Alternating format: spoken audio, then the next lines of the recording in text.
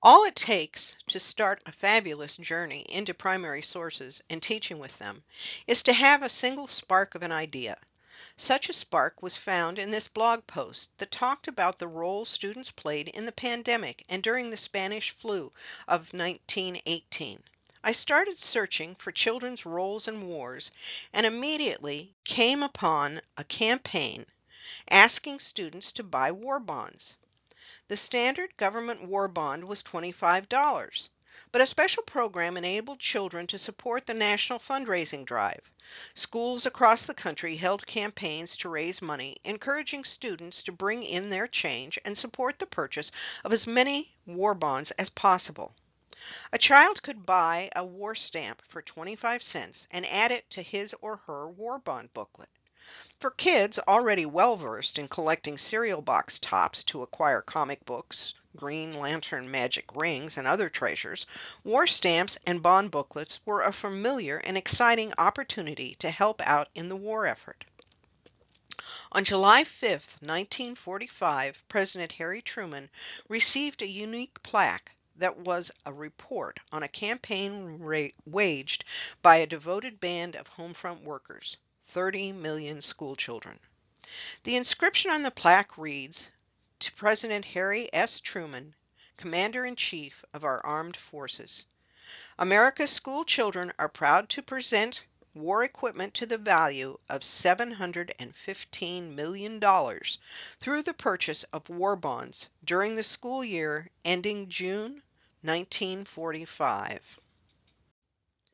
While finding out about war bonds, I came upon many pictures from the Library of Congress and National Archives of the scrappy kids who collected all types of scrap metal and other bits and pieces to help with the war effort, as well as whole classrooms knitting socks and scarves for the soldiers.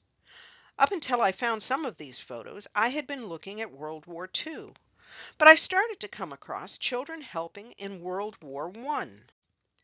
This is where I found out about the Girl Scouts collecting peach pits. During World War I, chemical warfare was used against Allied soldiers. The attacks were frightening, and gas masks became a necessity to protect these soldiers. Although all types of fruit pits were used, peach pits work the best. They are a natural carbon filter, and they absorbed more gas and toxins than charcoal made from wood. Peach pit common filters were also reusable, which was a key during this consciously conservative era.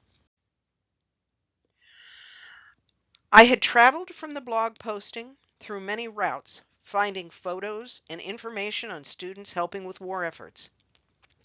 But we came full circle when I posted my findings on the Teaching with Primary Sources Teachers Network, and people started posting ideas and other resources.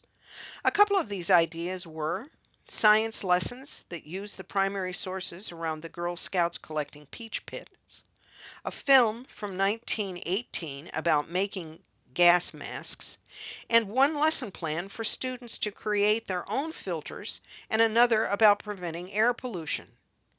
And then I was told about the picture book you see here that tells the story of collecting of peach pits and the end papers, including primary source photos. Perfect for elementary read aloud and stories on history or science or empathy. This cycle of a spark of an idea, researching the idea, and seeking more information in primary sources, then sharing the results and finding new sparks within those shared comments has happened to me over and over when using the TPS Teachers Network. This cycle is so intellectually stimulating as well as validating that I get warm fuzzies every time it happens.